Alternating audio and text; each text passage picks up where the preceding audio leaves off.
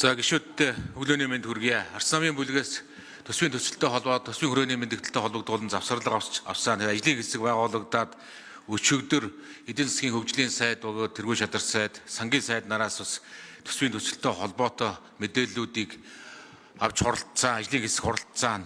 Тэгээ эхний байдлаар төсвүүдээр гарч байгаа завсарлага авсан үндслийн нэг нь төсвийн өргөн барихтаа 1 жилийн төсвийн өргөн барихтаа эх 5 жилийн дунд хугацааны төлөвлөлтийг өнөөдөр Монгол Улсын их хурлаас баталгаагүй байгаа гэдэг шалтгааныг бид нар бас үндэслэл болгож байна. Энэ маань бас үндэслэлтэй. Тэгэхээр энэ төсвийн хилцүүлгийн явцуудын 5 жилийн төлөвлөлтийг заавал бас хамтдах нь батлах, нэгтгэн дүгнэх шаардлагатай гэдэг ийм байр суурь бас одоо ингэ батлагдж байна. Хоёрдугаарт нь ер нь төсвийг урсгал зардлыг бас бууруулах замаар төсвийн алдагдлыг эрс бууруулах юм боломж байна гэдэг ийм орчилсон дүгнэлт гарч байгаа. Сая 6 дугаар сард батлагдсан төсвийн тодтголоос одоо урсгал зардал 500 тэрбумаар нэмэгдчихэд байгаа.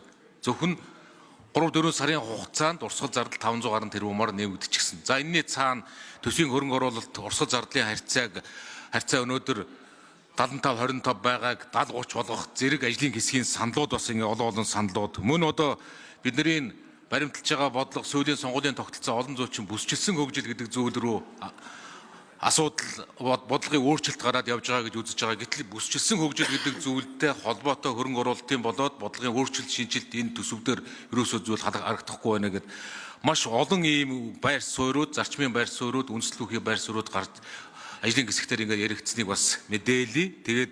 Тэгтээ төсөв дөнгөж хилцэгдэж эхэлж гэн өнөөдрөөс төсвийн хилцүүлгээ үргэлжлүүлээд тэгээд явцын дунд тодорхой зарчмын байр суурьуд арс намын бүлгээс дахиж нэгтгэж зарчмын байр суурьудаа үе шат өгөнд тодорхой илэрхийлээд явна гэдгийг хэлээ. Тэгээд төсвийн хилцүүлэг завсарлага зогсоод төсвийн хилцүүлгээ ингээд үргэлжлүүлье.